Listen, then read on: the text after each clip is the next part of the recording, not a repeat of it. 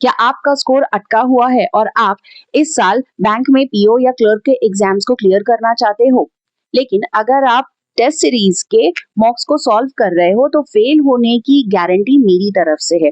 अब आप सोचोगे कि मॉक्स नहीं करेंगे तो स्कोर कैसे बढ़ेंगे? क्या सिर्फ previous year question paper sufficient है? Short answer no. Long answer, अपने स्कोर्स को बढ़ाने के लिए आपको चाहिए प्रीवियस ईयर के question papers, mock, basic concepts और सबसे ज्यादा इंपॉर्टेंट हार्ड वर्क के साथ एक सुपर स्मार्ट स्ट्रैटेजी। देखो, बिना सोचे समझे सिर्फ मॉक्स अपीयर करते रहोगे तो स्कोर इंप्रूव नहीं होगा। मैं आपको एक स्मार्ट स्ट्रैटेजी बताने वाली हूँ। आपको क्या चाहिए? प्रीवियस ईयर के क्वेश्चन पेपर्स और मॉक्स चाहिए। स्ट्रैटेजी मेरी तरफ से, स्कोर गारंटीड 15+ इंक्रीज होगा। सबसे पहले देखेंगे कि ये प्रीवियस ईयर क्वेश्चन पेपर्स जो बैंक में आज तक पूछे गए हैं या फिर जो मॉक टेस्ट सीरीज बनाते हैं, दोनों में डिफरेंस क्या है और इसे बैलेंस कैसे करना है। देखो, जो प्रीवियस ईयर क्वेश्चन पेपर्स होते हैं वो रियल मेमोरी बेस्ड क्वेश्चन होते हैं। जो पास्ट में अलग अलग शिफ्ट में क्वेश्चंस पूछे गए हैं, ये बिल्कुल वही होते हैं और आपको एक्सपोजर देते हैं ऑथेंटिक क्वेश्चंस जो एग्जाम में पूछे गए हैं उनका।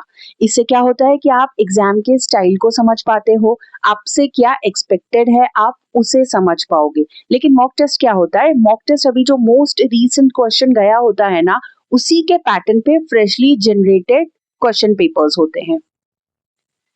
मेन पर्पस क्या है बैंक ये previous year question paper solve करने का, कि आप एक्चुअली एग्जाम के ट्रेंड्स को और क्वेश्चन के टाइप्स को समझ सको। कौन से टॉपिक आपसे रिसेंटली पूछे जाएंगे एग्जाम में, ये आप समझ जाओगे अगर आप मल्टीपल ईयर के पेपर्स को करो तो। लेकिन जब आप मॉक करोगे तो आपकी अपनी जो प्रिपरेशन है या आपकी जो स्ट्रैटेजी है, आप उसको उन मॉक्स पे ट्राई कर सकते हो।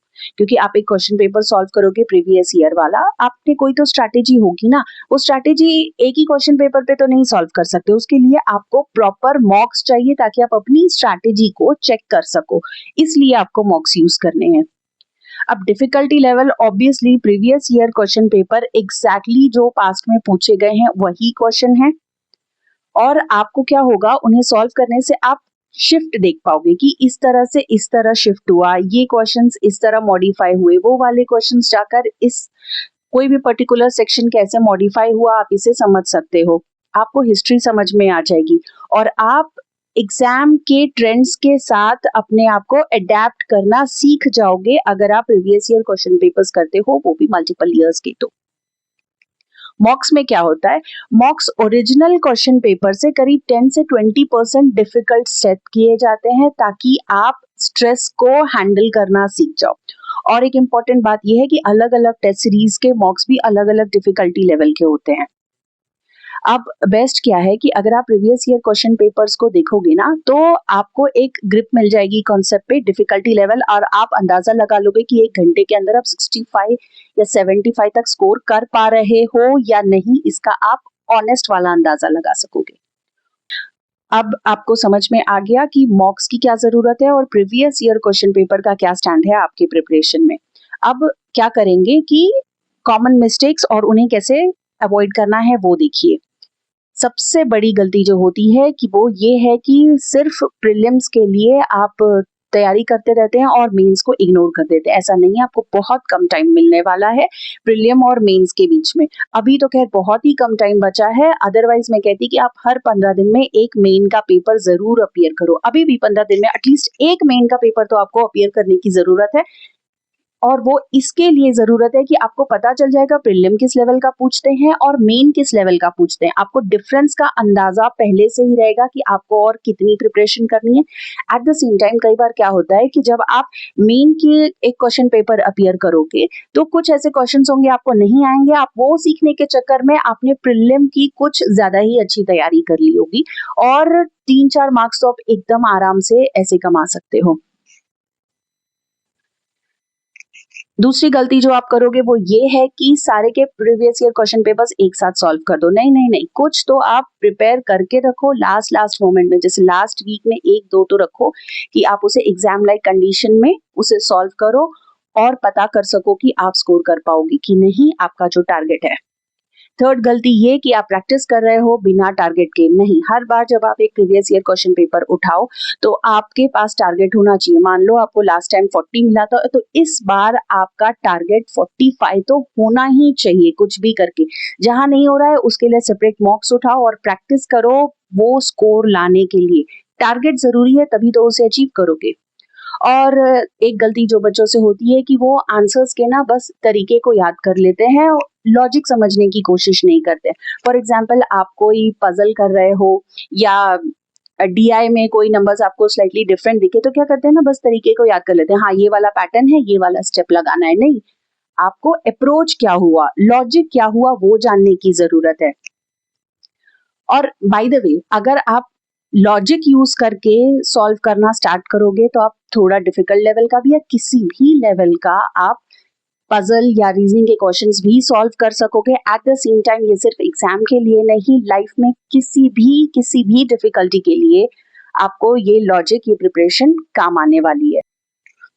एक बड़ी गलती, अपना एरर लॉग मेंटेन नहीं करना। यानी कि आप अगर 5 मॉक्स या previous year question paper solve कर रहे हो तो आप पांचों में सेम गलती बार बार कर रहे हो, ये नहीं होना चाहिए। इसके लिए आपको अपना एक एरर लॉग बनाना है कि हाँ, मुझसे ये वाली गलती हो रही है। मान लीजिए आपकी कैलकुलेशन में एक पर्टिकुलर टाइप की गलती हो रही है, तो अगले क्वेश्चन में आपकी इस टॉपिक पर तो कम से कम गलती नहीं होनी चाहिए, इसका आप ख्याल रखो। अगर आप एरर लॉग बनाओगे तभी आप इसे समझ पाओगे।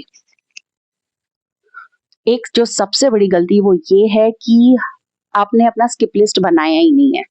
देखो, एक ट्रुथ आपको बताती हूँ, किसी को भी 100 में से 100 मिलने वाला नहीं है। ऐसा कोई भी नहीं होगा जो सारा 100% पेपर सॉल्व करके आएगा और उसको 100 में से 100 मिल ही जाएगा। ऐसा कभी नहीं होने वाला है, किसी भी कॉम्पिटिटिव एग्जाम में नहीं। आपको जरूरत है कि आप अपनी स्ट्रेंथ और वीक एरियाज को पता कर लो और किन क्वेश्चंस को आपको स्किप करना है, किन टॉपिक्स के क्वेश्चंस को स्किप करना है, आपको ये पता होना चाहिए। तो आप उसे अटेम्प्ट ही नहीं करोगे क्योंकि टाइम कम है। तो जब पेपर में आपको वो क्वेश्चन आएगा तो आप शांति से उसे स्किप करके आगे बढ़ जाओगे, अपना टाइम वेस्ट ही नहीं करोगे। तो ये स्किप लिस्ट एक्चुअली एक सीक्रेट टूल है जो कि आपको हर टॉपर बताएगा कि हाँ, एक स्किप लिस्ट आपके पास होनी चाहिए। अब एक सिंपल सा मैं आपको स्ट्रैटेजी बताती हूँ। अगर आप अभी तक इस स्ट्रैटेजी को फॉलो नहीं कर रहे हैं तो यहाँ से आप इस स्ट्रैटेजी को फॉलो कीजिए। इससे हर बार जब आप एक प्रीवियस ईयर क्वेश्चन पेपर उठाएंगे तो आपका स्कोर पिछली बार से एटलीस्ट 5 तो बढ़ ही चुका होगा। सबसे पहला ये है कि आपको एक प्रीवियस ईयर का जो मोस्ट रिसेंट हो वो प्रीवियस ईयर क्वेश्चन पेपर उठाना है और उसे सॉल्व करना है। सॉल्व करने के बाद आप देखोगे कि कुछ ऐसे क्वेश्चंस थे जो आप सॉल्व नहीं कर पाए हैं, तो आप उनके कॉन्सेप्ट्स को सीखेंगे और उन कॉन्सेप्ट्स को सीखकर उनके ऊपर भी मॉक करेंगे। इसके अलावा कुछ ऐसे कॉन्सेप्ट होंगे जो आपको आते तो थे लेकिन आपसे आंसर गलत हो गए। ऑब्वियसली आप फिर इन कॉन्सेप्ट्स पे बिल्डअप करेंगे क्योंकि यहाँ कुछ गैप रह गया है। इसके अलावा कुछ ऐसा क्वेश्चन होता है जो कि आपको आ गया है और उसने आपसे टाइम बहुत ज्यादा ले लिया है, तो यहाँ क्या करना है कि आप इसी लेवल के और इससे थोड़े से डिफिकल्ट लेवल के मॉक्स में क्वेश्चन ढूंढेंगे और उसे भी सॉल्व करेंगे ताकि आप इसे और जल्दी सॉल्व कर सके और अपने स्कोर बढ़ा सके। अब एक इम्पॉर्टेंट चीज ये है कि जब भी आप एक फुल लेंथ मॉक लोगे तो आप एक स्ट्रैटेजी रखोगे कि हाँ, ये मेरी स्ट्रैटेजी है, ये क्वेश्चंस पहले करना, ये क्वेश्चन स्किप करना है, और आप उस स्ट्रैटेजी को प्रैक्टिस करोगे मॉक पे। ठीक है, अगर वो काम की तो ठीक, अदरवाइज आप हर मॉक के साथ एनीवेज अपनी स्ट्रैटेजी चेंज करोगे। अब क्या करोगे, आप एक फिर से प्रीवियस ईयर क्वेश्चन पेपर निकालोगे, पुराना वाला, अपना एक स्कोर का टारगेट रखोगे। पिछले वाले में आपको जो भी स्टेप में आपको जो भी स्कोर मिला होगा, इस बार आप उससे हायर टारगेट रखिए। मान लीजिए 40 मिला है तो 45 रखिए, 50 मिला है तो 55 रखिए और रिपीट कीजिए, फिर से उसे सॉल्व कीजिए, उसके कॉन्सेप्ट्स को सीखिए। हर बार जब आप एक नया प्रीवियस ईयर क्वेश्चन पेपर लो तो आपकी स्ट्रैटेजी पिछली स्ट्रैटेजी से इंप्रूव हुई होनी चाहिए, क्योंकि यहाँ पे आप एक बेटर कैंडिडेट ऑलरेडी बन चुके हैं जिसको कोई कुछ नए कॉन्सेप्ट्स आते हैं जो थोड़ा जल्दी सॉल्व कर सकता है, जिसके कॉन्सेप्ट्स थोड़े से ज्यादा स्ट्रॉन्गर हैं।